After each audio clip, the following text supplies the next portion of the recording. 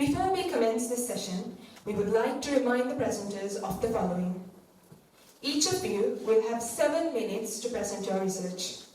At the end of your time, you will have a Q&A session of 3 minutes. The total allocated time per presenter, therefore, is 10 minutes.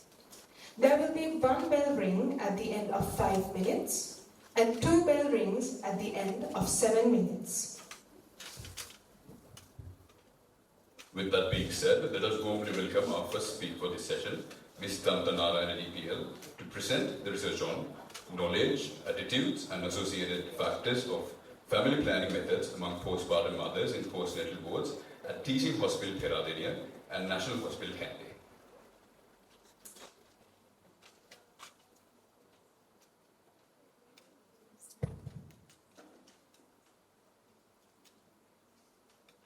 Good afternoon, ladies and gentlemen. I'm Narayana from Group 6. Honorable Judge, dear colleagues, it's a pleasure to introduce our research project, Knowledge, Attitude, and Associated Factors of Family Planning Method among postpartum mothers in postnatal wards at Teaching Hospital PERADENIYA and National Hospital KANDY. If you are wondering why family planning is becoming an important topic in modern world with increasing population. It's not just birth control, but also include preventing unwanted pregnancies, ensuring children are born at preferred times, managing the spacing between pregnancies, and optimizing the number of children per family according to the economic and health status. The usage of family planning is directly influenced by the individual's knowledge, attitude, and factors like affordability, accessibility, and social support. Therefore, studying these factors in a target group will help in evidence-based healthcare planning and decision-making, ultimately leading to better reproductive health coming individuals and community. Our aim was to describe the knowledge, attitude, and associated factors of family planning methods among postpartum mothers in postnatal wards of Teaching Hospital PERADENIYA and National Hospital KANDY.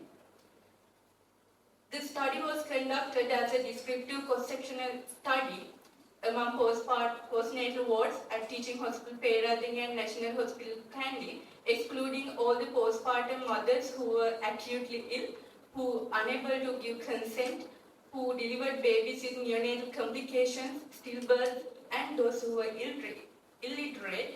We included all the consenting postpartum mothers, irrespective of their mode of delivery of the parity, by using convenience consecutive sampling method. Data were collected using self-administered structured questionnaire. The data was analyzed using SPS version 22 statistical software, and knowledge and attitudes regarding family planning methods were analyzed using descriptive statistics. The Fisher's exact test was used to determine the association between demographic details and knowledge and attitudes related to family planning.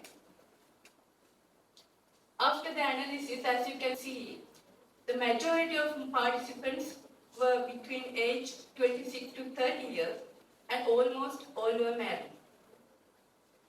Most of mothers were Sinhalese and also Buddhist. Majority had one child other than the newborn one, and also educated up to GCE A level. After taking p-value as 0.05, a statistically significant association was found between age group and the knowledge on oral contraceptive pills, and between age and knowledge on emergency contraceptive pills, and also number of children per family and knowledge on ligation and resection of tube as family planning methods. On regarding attitudes, the majority believed that all couples should follow family planning methods, and 46.5% had no ideal sexual pleasure when they used contraceptives. There were no statistically significant association between participants' attitude towards the decision to use family planning methods and their educational level or age. By concluding all that, majority of postpartum mothers have demonstrated a considerable level of knowledge about family planning methods. And age influence on the knowledge of oral contraceptive pills and emergency contraceptive pills, and number of children impacted the knowledge of ligation and dissection of tubes as family planning methods. Other demographics considered in our study showed no such associations with family planning knowledge or attitude. A few suggestions for future researchers. Usage of validated questionnaire will support more reliable results with more significant associations. Employing a shorter questionnaire will maintain the participant interest rather than using a long questionnaire with repetitive questions.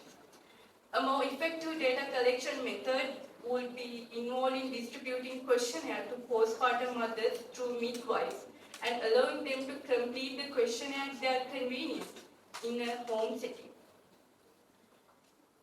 A few recommendations from our research to improve the knowledge about family planning methods. Leaflets or booklets, small booklets can be given to postpartum mothers at the time of discharge from the postnatal wards. And especially both wife and husband should be educated about the importance of using family planning methods by midwives at home visits and at clinics. Mothers having 3 or more children should be more educated on permanent family planning methods, and better if it could be done by a consultant obstetricians.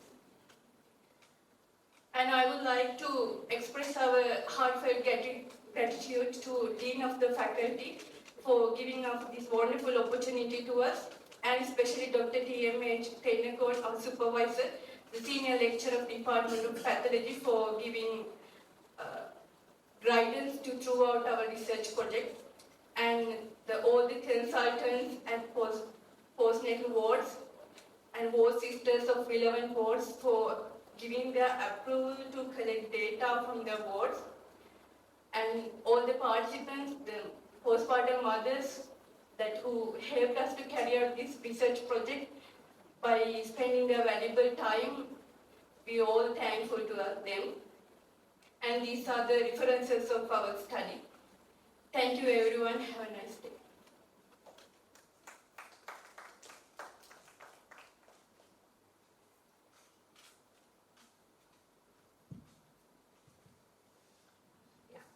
Thank you for that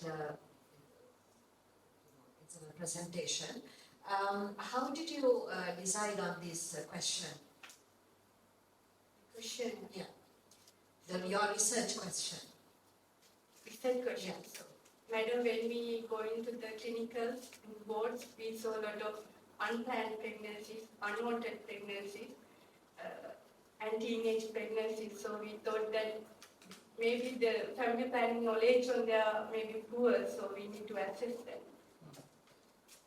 Okay, I saw in your results section that you had a certain proportion of mothers with no children. So what do you mean by that? I mean, you all took your sample from the postnatal wards, isn't it?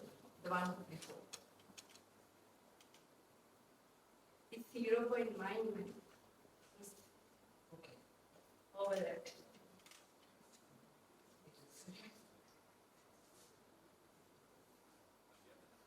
And did you all make sure that the postnatal mothers were in a good psychological condition to fill a questionnaire? Yeah, Madam, we exclude that those who are unable to give consent, like postpartum depression, like patients and maternal postnatal babies who deliver with neonatal complications, and we first ask about the house officers and the nurses that whether they are in a position to give us help us to conduct research.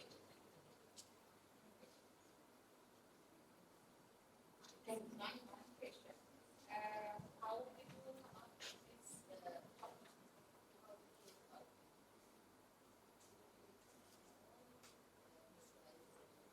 We discuss with our group members and our supervisor.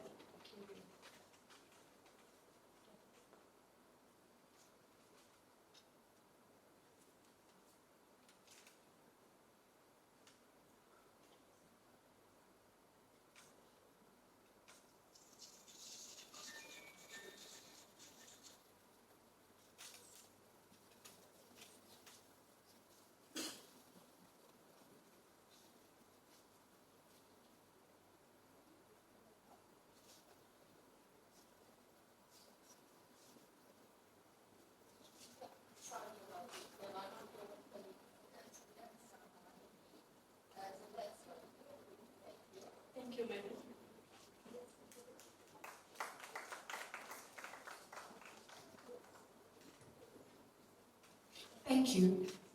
Next up, we would like to invite Mr. Sifras MNM, who will be delivering their presentation on knowledge and practices among parents regarding nutritional information labels on food items and its association with nutritional status of their children.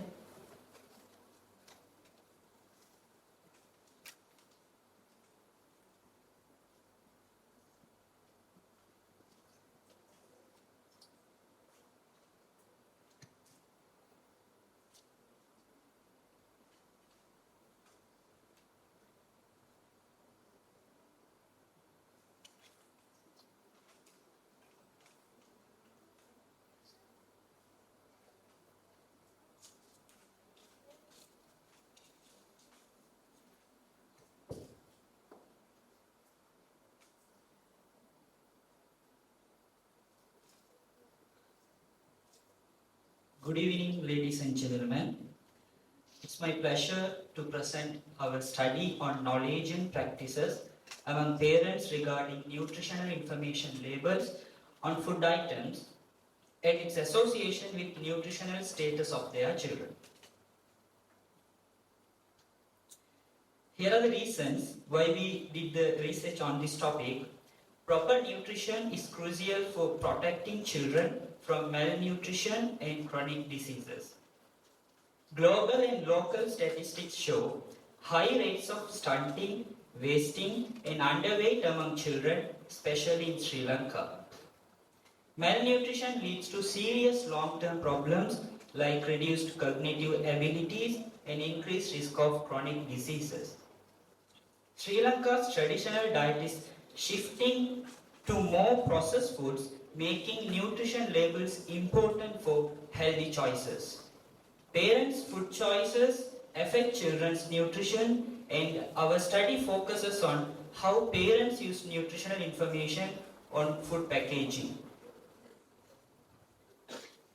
Our objective is to describe parents' knowledge on nutrition, their practices regarding nutritional information on food labels when purchasing food for their children, and its association with the nutritional status of children below 5 years of age at Sirimao Bandaranayake Specialized Children's Hospital, PERADENIYA. Our study was a cross-sectional study. We selected 294 parents on convenience-based sampling. We included mothers and fathers of children under 5 years in pediatric wards and clinics at Sirimao Bandaranayake Specialized Children's Hospital. We excluded the parents of exclusively breastfed infants or infants below 6 months of age, caregivers or guardians, parents of children with genetic disorders, and parents of children with congenital abnormalities or chronic illnesses.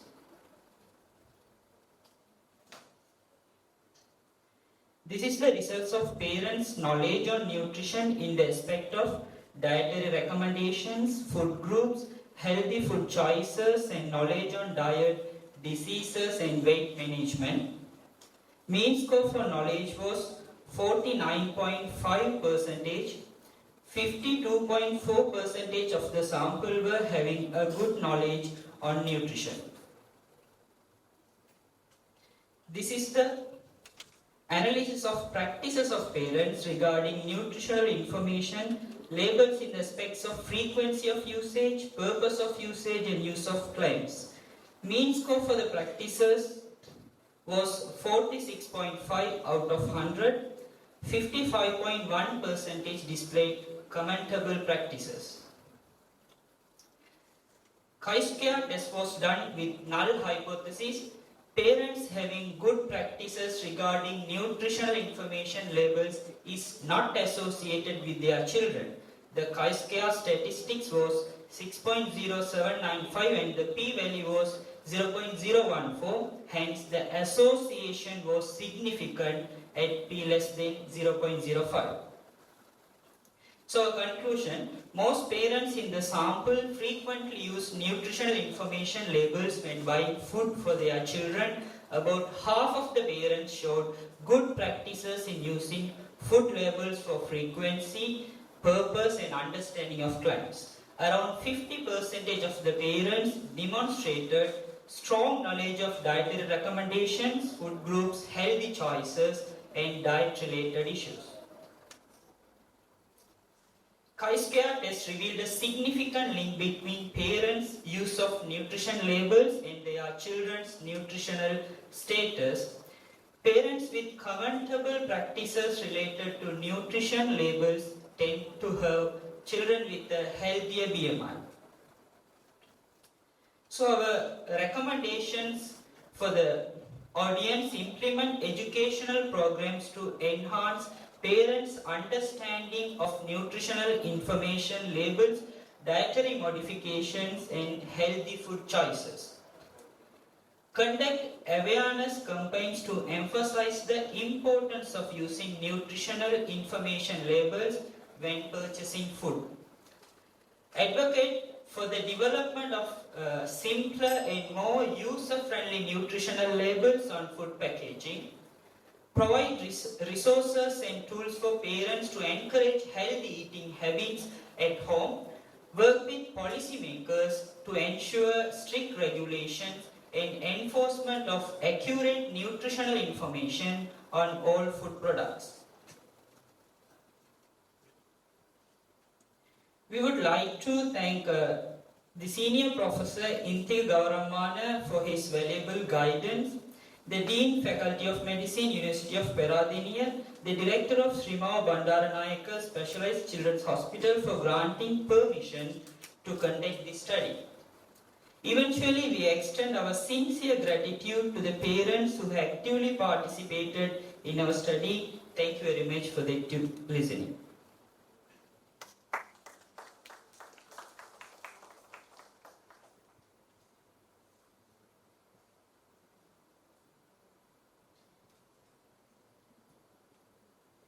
Thank you for that, very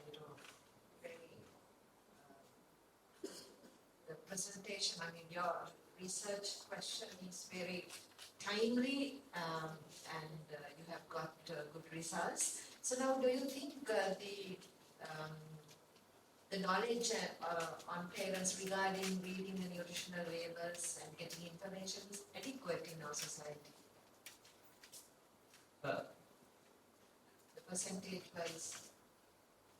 The percentage-wise, it's inadequate, madam, but we have to educate the parents to get more information on the labels before feeding the children. So were there parents who were not aware that they can get information from these nutritional labels as well? Yes, madam. In our study, we found some parents like that, but we have demographic data part in our questionnaire.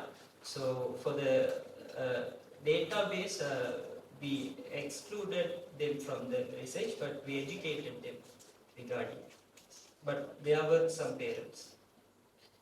Did you look for any association between the parental education level and the...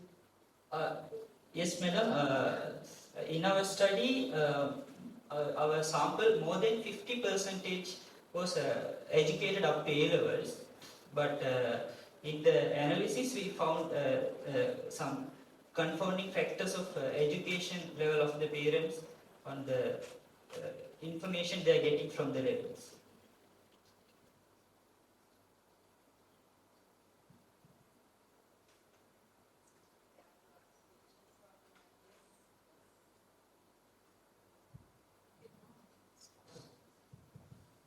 Right.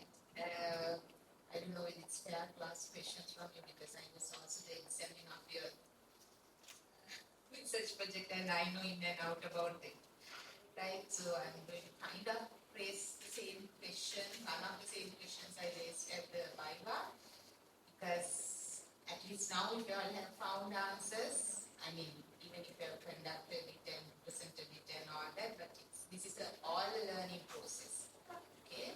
So just to know, right? So what I would like to know why you chose this hypothesis and why you actually thought the weight or the anthropological measurements you have took in the child.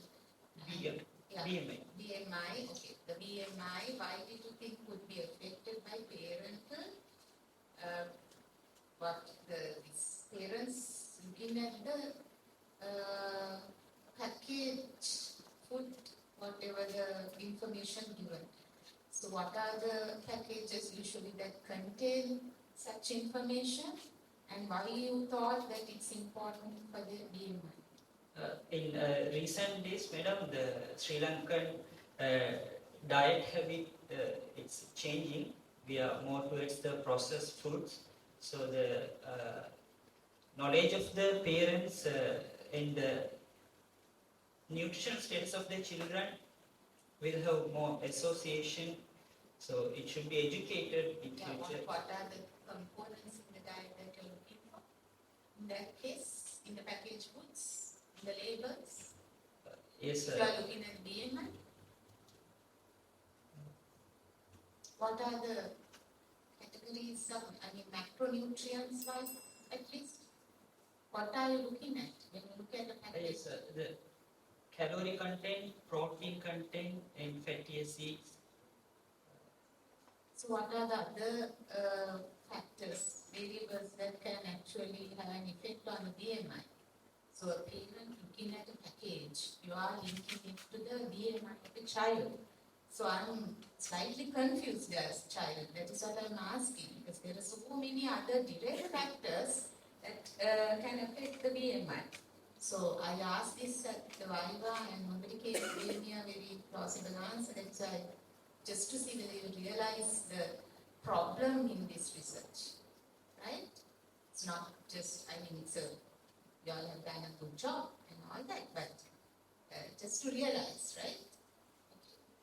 So, we hope that this is a limitation of our study, and you would like to correct it. And thank you very much.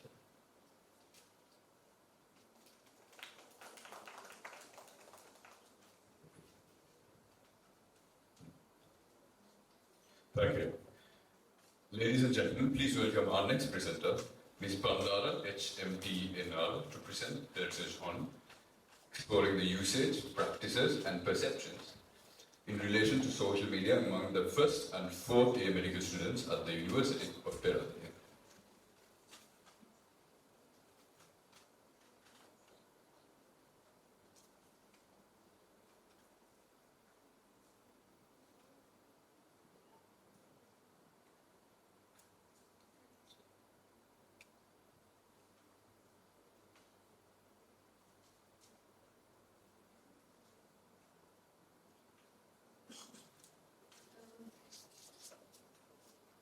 Yes. Good afternoon, dear judges and everyone who are present here.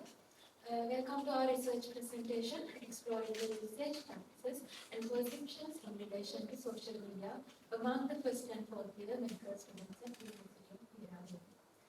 Social media, what is social media? Basically consists of internet platforms which facilitate interactions and communication among users. Facebook, YouTube, WhatsApp, Instagram, TikTok, and Snapchat are some commonly used platforms in Sri Lanka. After COVID-19 pandemic, social media usage surged in all kinds of fields, and the social media always subjected to rapid technological advancements, and therefore we always need new research on this field. But we saw a scarcity of new research on this field, especially on medical education context. So, our general objective is to investigate the types, frequency, purposes, time allocation, and perceptions of social media usage among first and fourth year medical students at University of PERADENIYA. I will go through these specific objectives one by one in the upcoming slides. We did a cross-sectional study in the Faculty of Medicine, University of PERADENIYA, inviting all 440 students in first and fourth year batches in year 2023. We used age and year of study as independent variables and types of social media platforms used, frequency, purpose, duration, and perception of use as dependent variables. We used a structured, pre-tested, self-administered questionnaire prepared based on existing literature and focus group discussions.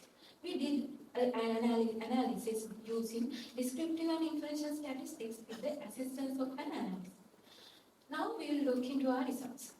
As you can see, the females represented the majority of our study group. The age of the participants ranged from 20 to 27, while 21 year age group took the majority. In our objective 1, we observed the types of social media platforms used by medical students, and as you can see, WhatsApp was being used by 100% of the study group, and the second most used platform was YouTube. And in the chart number 2, you can see the daily frequency of social media usage. You can see the highest frequency goes for YouTube, and the second highest frequency goes for WhatsApp. And we found some other previous studies that align with our findings, where they also say that WhatsApp and YouTube as the predominant platforms among students. In our objective 2, we observed the purpose of social media usage, and these are the main purposes we identified. For academic activities, YouTube was the main used platform. For entertainment and communication, WhatsApp was the predominantly used platform. And for employment and business and spiritual activities, YouTube was the main used platform. And we found that previous studies also saying that YouTube is frequently used for academic activities by students in the previous studies. And in objective number 3, we examined the time spent on social media for different purposes. And here we analyzed the weekly time spent for various purposes. For academic purposes and entertainment purposes, we observed that majority are spending 1 to 5 hours on social media. And for communication, 37% were using WhatsApp for 1 to 5 hours, and for employment and spiritual activities, YouTube and WhatsApp were the main used platforms, and they are being used for less than 1 hour. In our objective number 4, we observed the perceptions of social media usage in our study group. By factor analysis, we found 3 categories of perceptions as usefulness of social media usage, community participation, and downsides of social media usage. You can see that the usefulness of social media usage has a higher positive perception than the downsides of social media usage. We also found previous studies which are aligning with our findings about the perception of the social media usage. This is the set of questions that we use to analyze the perception of social media usage. And we found as key advantages of social media usage: gaining up-to-date knowledge, finding additional learning resources, sharing academic material. And key disadvantages were time wastage, physical concerns, and accuracy concerns, and health effects. In objective number 5, we observed the association between the advancing academic year and time spent on social media for academic purposes. Here we found that there is a weak positive correlation between the time spent on YouTube for academic activities and the advancing academic year. But the other social media platforms were showing lesser significant correlations. And we can say as conclusion that social media serves multiple functions for medical students, and the usefulness of social media is more pronounced than its downsides, and the educators can use social media to enhance the student engagement and effective learning. We had limitations like time constraints, scarcity of relevant literature, and the low generalizability of our findings due to the usage of just one faculty of medicine in Sri Lanka, and also the inability to observe the long-term impacts of social media usage. Therefore, we recommend future researchers to use larger study samples and to investigate the impact of social media usage on academic and performance. And for educationists, we can recommend to use our findings to optimize the incorporation of social media into medical education. We extend our sincere gratitude to Faculty of Medicine, University of PERADENIYA, Sri Lanka, and Professor Vasanthi Pinto, the Dean Faculty of Medicine, who gave the permission to do this research for us, and Professor K.N. Marabe, our supervisor, and all participants, and the academic community, peers and colleagues, and also our families and friends. These are our references. Thank you all for your attention.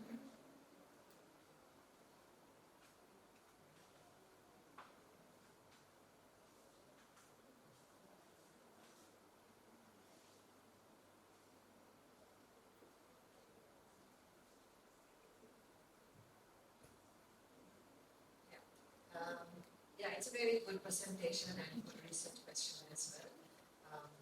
Right. So, what was the reason that you selected this research question?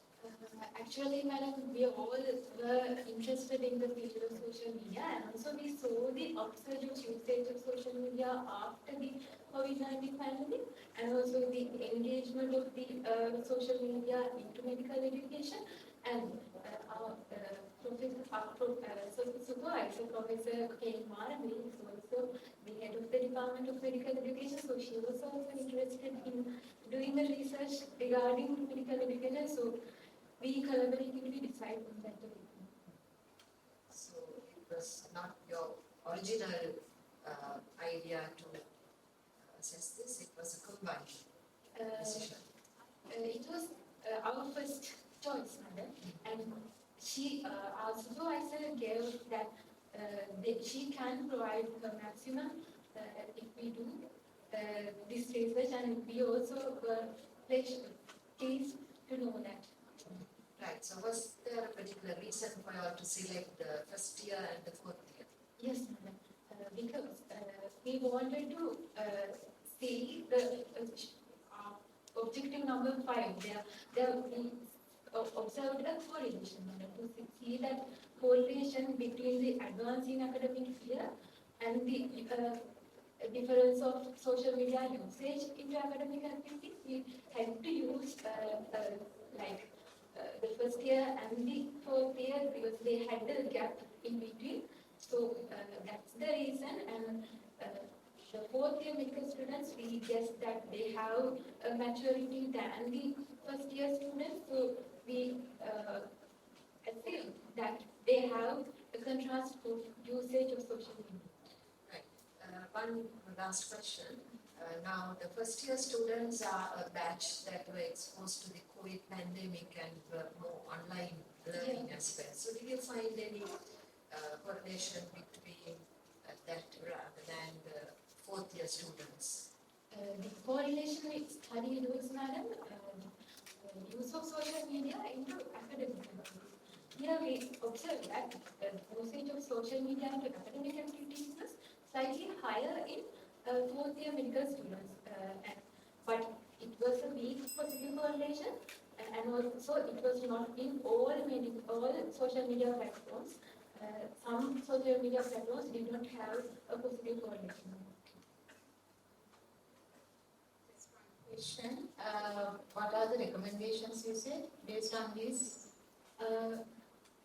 We recommended future researchers to use larger study samples, including other medical No. Depending on your results, what are the recommendations that you can give for medical educations? Yeah, that we observe the impact, the key advantages and disadvantages that students perceive, and we assume that students can know that these are the advantages and disadvantages we can get by using social media, and they can avoid the disadvantages by getting knowing them, and also we recommend that the educationists can utilize social media and more effective in a more effective way, because they can get to know what platforms students are using more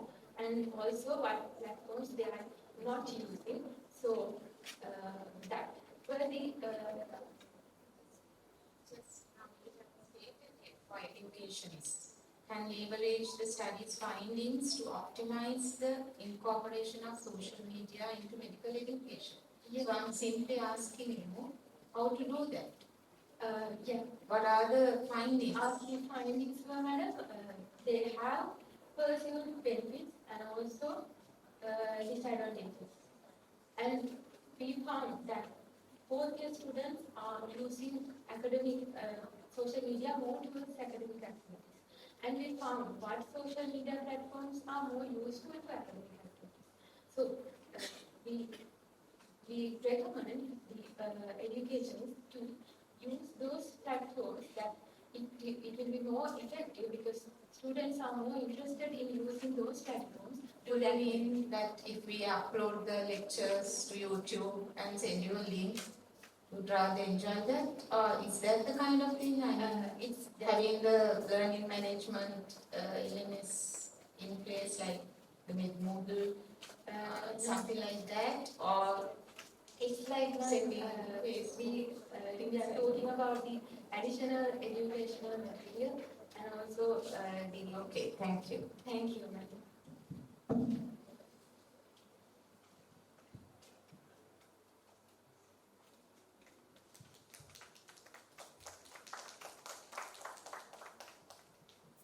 Thank you. Our next presenter, Mr. Charatna WAPH, will now present their research on sleep quality, perceived stress, and factors associated with them among preclinical students of the Faculty of Medicine, University of PERADENIYA.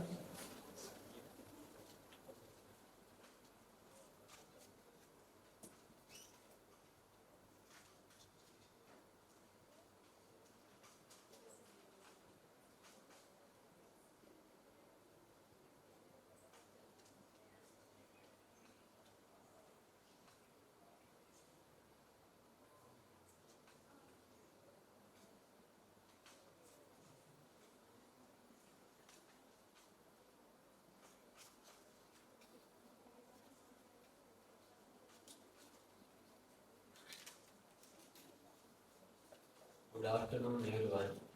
I am here to present our research group conducted the undergraduate research project on, as you can see here, sleep quality, perceived stress, and factors associated with them among preclinical students of Faculty of Medicine, University of PERADENIYA. As medical students, we are experiencing a lot of problems. Among them, poor sleep quality and high level of stress are significant. There are several studies have shown medical students are highly vulnerable to poor sleep quality. According to the National Sleep Foundation, they have recommended to sleep between 7 to 10 hours of duration for a normal adult, normal young adult. When it comes to sleep quality means not only the adequate sleep duration, it includes sleep efficiency, sleep latency, and also the sleep disturbances and so on, according to the Pittsburgh University Sleep Circle. Sleep is a normal physiological mechanism which improves our cognitive abilities like memory, critical thinking, and those things. Stress. Simply, stress relates to a person's response to a stressor or pressure in their surrounding. It depends on the individual factors. As an example, for the same stressor or pressure, individuals' perceived stress level is different. So that we conducted our research to describe the sleep quality, perceived stress, and factors associated with them among preclinical students of Faculty of Medicine, University of PERADENIYA. So we conducted the cross-sectional analytical study among preclinical students of Faculty of Medicine with a sample size of 496 using a self-administered questionnaire.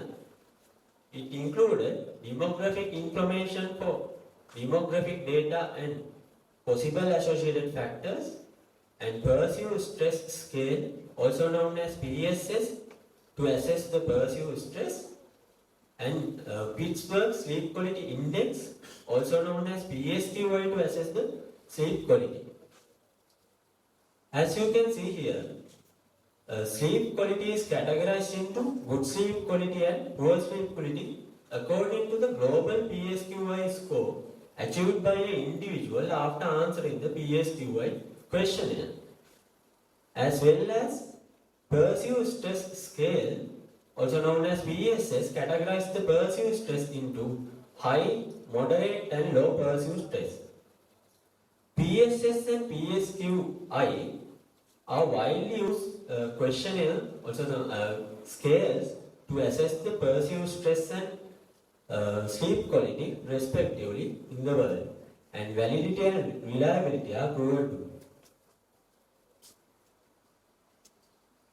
These are the possible associated factors we have found out in previous studies, and we have assessed these associated factors in our study.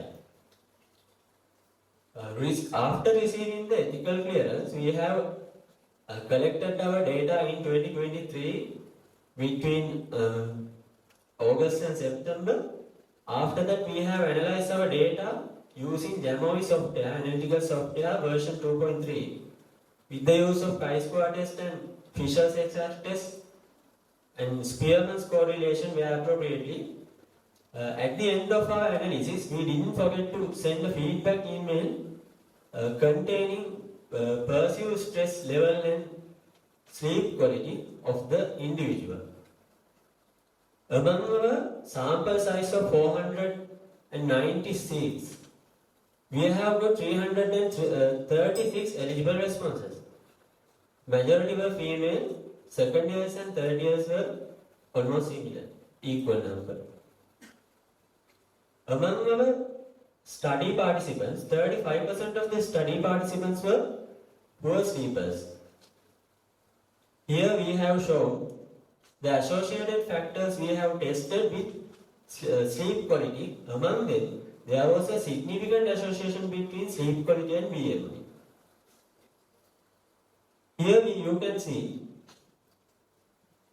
among our study participants, 51% of the study participants, almost half of the study participants experienced moderate perceived stress.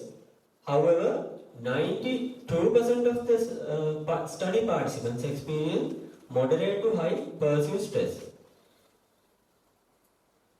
Here we have shown the associated factors we have tested with perceived stress. Among them, not only the BMI, academic year and academic performance were statistically significantly associated with perceived stress. In addition to that, sleep quality and perceived stress were associated with each other, which have been shown in previous studies done in other countries. Depending on the analysis, we have had several interesting findings. 1/3 of the preclinical medical undergraduates experience poor sleep quality. 9 out of 10 students experience moderate or high perceived stress. There is a statistically significant association between sleep quality and perceived stress, and sleep quality is associated with BMI. Not only the BMI, academic performance and academic year is statistically significantly associated with perceived stress. Depending on these findings, we would like to suggest to expand the student counseling services like mentoring programs. We would like to suggest to increase the student knowledge on sleep quality and stress. In future, we would like to expand our research not only with preclinical students and with both clinical and preclinical students, and we would like to thoroughly investigate the associated factors like financial status, existing health conditions, and family background of the individual. These are the limitations. Since we have gathered the information of the past 1 month of the individual's sleep and stress, recall bias and reporting bias were unavoidable. Among our 496 of the sample size, we have got 336 of the eligible responses, which is almost 66%, which is bit less. So low response rate is unavoidable. And we would like to thank the Dean Faculty of Medicine, University of PERADENIYA, and our study participants 1920 batch and 2020 batch. These are the references of sleep Perseus test scale and Perseus Pittsburgh Sleep Quality Index. And thank you everyone.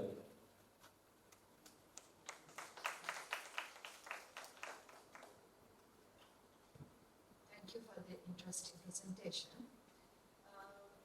Now, with regard to the poor sleepers, did you find out whether they were poor sleepers or good sleepers before becoming medical students? No, madam. We have gathered the information using PSQI instrument. It asking the questions from the students for last 1 month duration. So it implies the last 1 month of the sleep of the last 1 month. So, you don't know prior sleep. Yeah.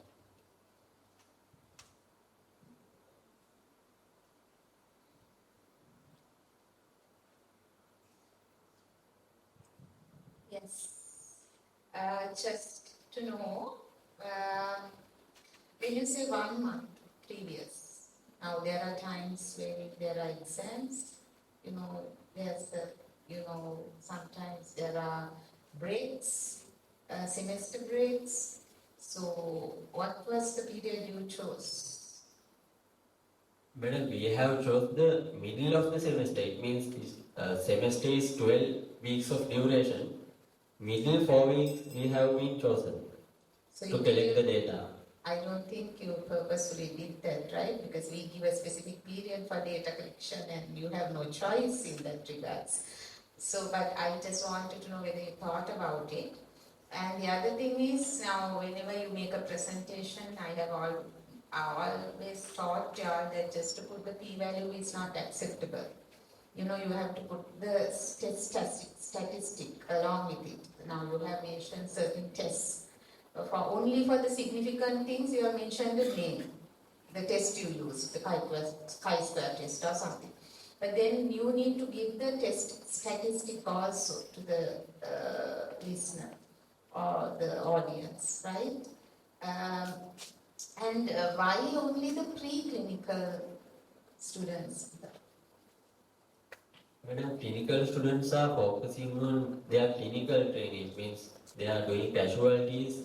Obviously, they are committed to their casualties, so their sleep is affected. Therefore, we have thought about our preclinical students. That is not fair, right? If you are going to generalize these findings, it's going to be limited. So what is the purpose? I mean, only 2 years of studentship you have taken into consideration. So if you are going to generalize back into the population, you are just going to generalize it back to the first 2 years. You can't recommend anything for the next 3 years. So it's no good for the participants even. Right? Because you have chosen just some students who have just stepped into the university. They may be having other reasons why they are keeping up. So you need to think about these things. I'm trying to, widen your thinking. What you are going to do after that? How you are going to make the recommendations? Otherwise, it's useless doing a research if you can't make conclusions and then recommend for the policy decisions or something like that. It's useless. You will never get it published. You understand that? Yes, madam. So that is why. Okay? Thank you.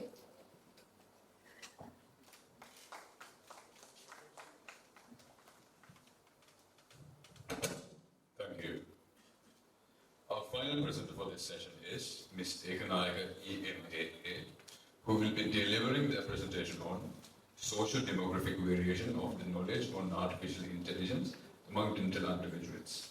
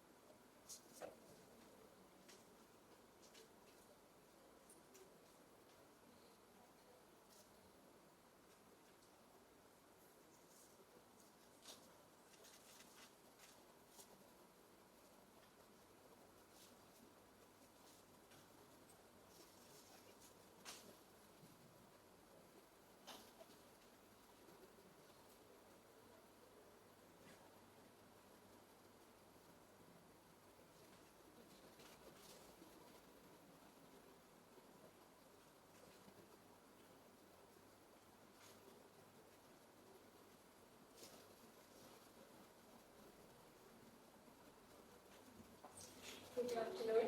I am Anuradha Ekanayaka on behalf of Faculty of Dental Sciences, University of PERADENIYA.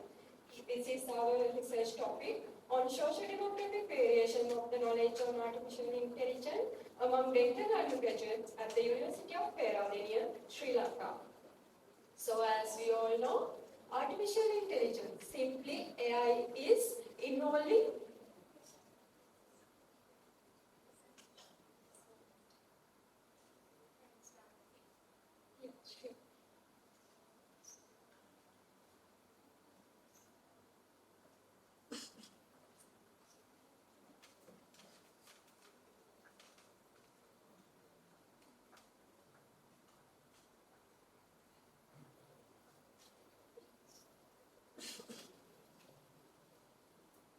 Good afternoon. I'm Anuradha Ekanayaka on behalf of Faculty of Dental Sciences, University of PERADENIYA. This is our research topic on socio-demographic variation of the knowledge on artificial intelligence among dental undergraduates at the University of PERADENIYA. So, as we all know, artificial intelligence, simply AI, is involved in many fields including healthcare and education. So also in the dentistry, it is involved into the diagnosis precision, including the dental imaging, personalizing treatment plans, and virtual assistants, and also even in the follow-up. So as undergraduates, having a basic knowledge in AI would make them more prepared for the future dentistry. Also, makes them more capable for delivering a quality health care. So, as we are in the transformation phase of usage of AI in higher education system, it would be better to know which is the level of usage of AI and association socio-demographic factors for the usage of AI. As of now, there is a lack of publicly available data concerning the knowledge of AI usage among dental undergraduates in Sri Lanka, to the best of my knowledge. So, this research was designed to assess associations between the knowledge on AI and the socio-demographic factors among the dental undergraduates, University of PERADENIYA. So, we have obtained ethical and administrative clearance for this research, and then we have collected our data through a self-administrated Google form which contains 10 binary questions, and then we have calculated the knowledge score according to the number of years responses.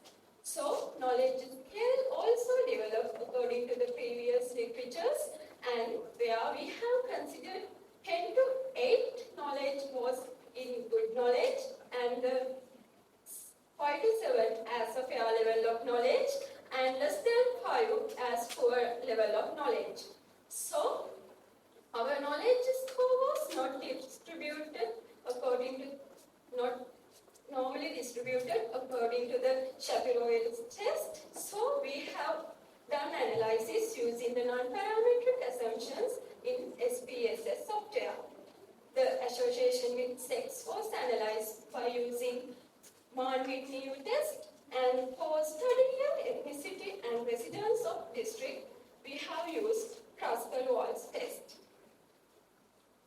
So this is our results. Where you can see our cohort is majority of our cohort is considered as female students, and the distribution of academic years and the ethnicity and the district of residence is there. The majority of Sinhalese and majority were from Colombo, followed by Mathura and Kampala.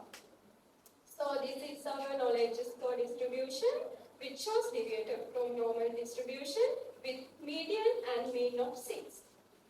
So this box and whisker plot is showing the knowledge score variation among sexes, where the male have higher median than female, which also having statistically significance, which was p-value less than 0.001.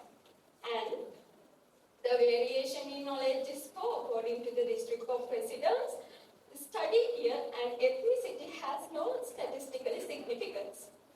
So our study was compatible with the international studies, where American study also has shown that males have higher knowledge scale than women regarding the AI usage. And similar results were revealed in Saudi Arabian study, where there was no statistical significant variation of the knowledge on AI and the study year. So, usage of AI can improve undergraduates' motivation and understanding in learning, and also it is becoming a demanding skill in healthcare sector. So, this is, in there we would like to emphasize that even though our cohort consists majority of female students, knowledge score was higher in males, which may lead to gender stereotypes and biases towards the academic performance and clinical practice. So our conclusions were that this cross-sectional analysis revealed that there were no statistically significant variation of knowledge on AI and study year, ethnicity, or residence district. However, the male student demonstrated a significantly higher median knowledge score on AI compared to females. So our recommendations were that we would like to continue further studies regarding attitude usage of AI by students and also including the staff members. The introduction of the AI to dental curriculum along with focused training to use it ethically and responsibility in a practice should be further discussed according to their knowledge level. So, knowledge level of undergraduates and the associated socio-demographic factors can be incorporated while making university and national policies regarding AI usage. So, these were our limitations. We have used binary questionnaire which might have potential guessing by the respondent and which may affect the knowledge score. Also, we have considered the area of residence, and it does not imply the geographical variation of access to the technology, as most of they are reside in university for a long time. And we have taken our sample size as total dental undergraduate population, but our response rate was around 59%. And these were our references. We would like to thank the dental undergraduate from University of PERADENIYA and also Dean for Faculty of Dental Sciences, University of PERADENIYA. And we would like to thank PEMSA committee for giving this valuable opportunity. Thank you.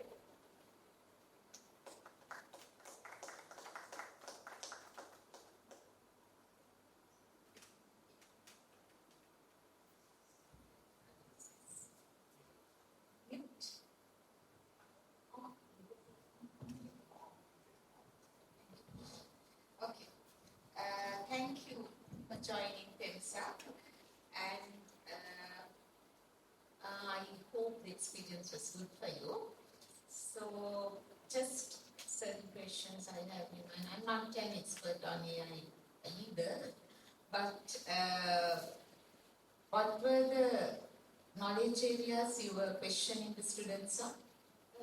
We have questions regarding the basic understanding of the AI, madam, regarding what is the meaning of artificial intelligence and also how it implies into dentistry and can we use it as a learning aid or not, like that. And also the natural language which was used in social medias and regarding the chatbots, all those things we have questions.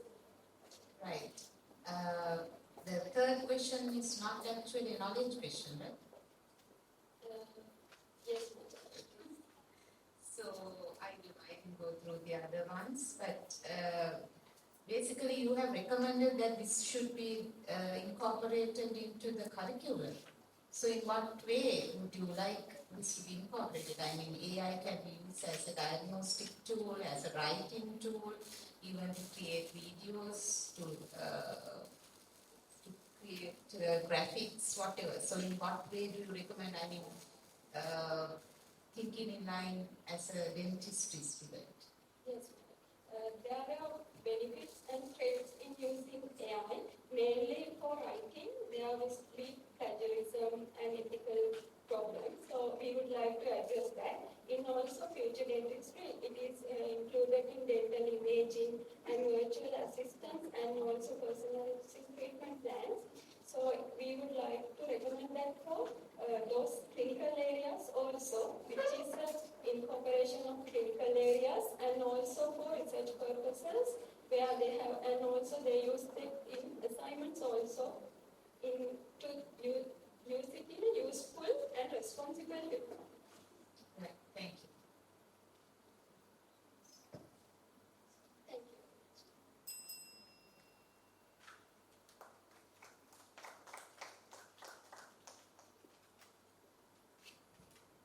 Thank you.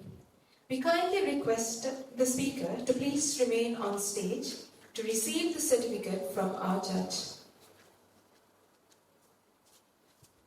We cordially invite Dr. Samiti Navaratna to award the certificate.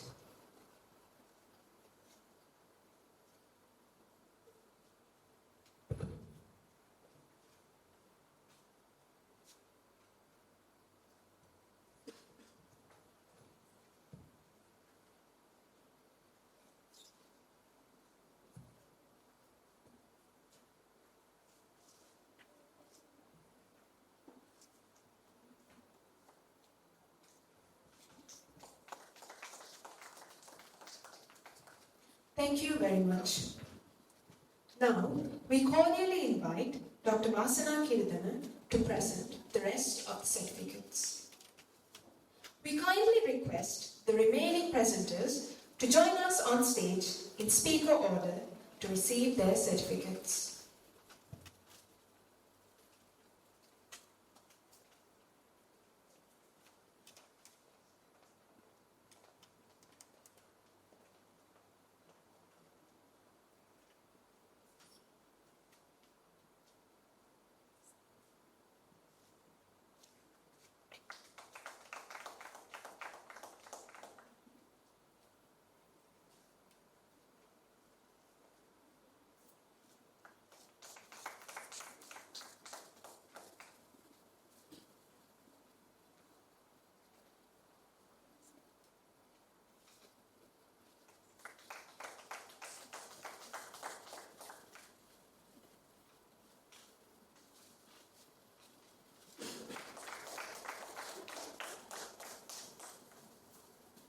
Thank you very much.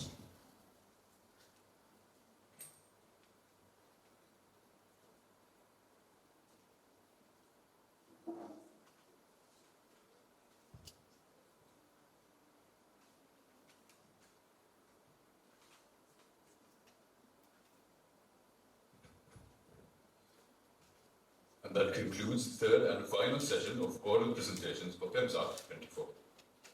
We would like to extend our gratitude to our chairperson and judge for overseeing an excellent session.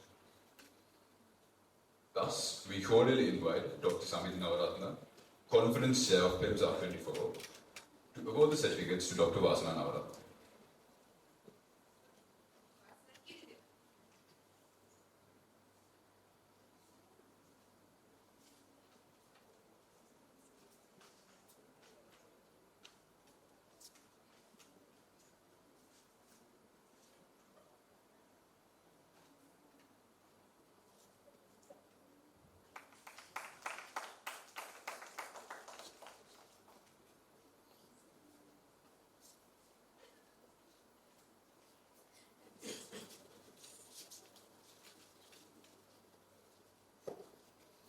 Thank you very much. Thus, the third edition of PEMS R24 comes to close. We thank everyone who made this year's conference a success. Evening tea will be provided for the judges, special invitees, and all other academic staff at the senior common room.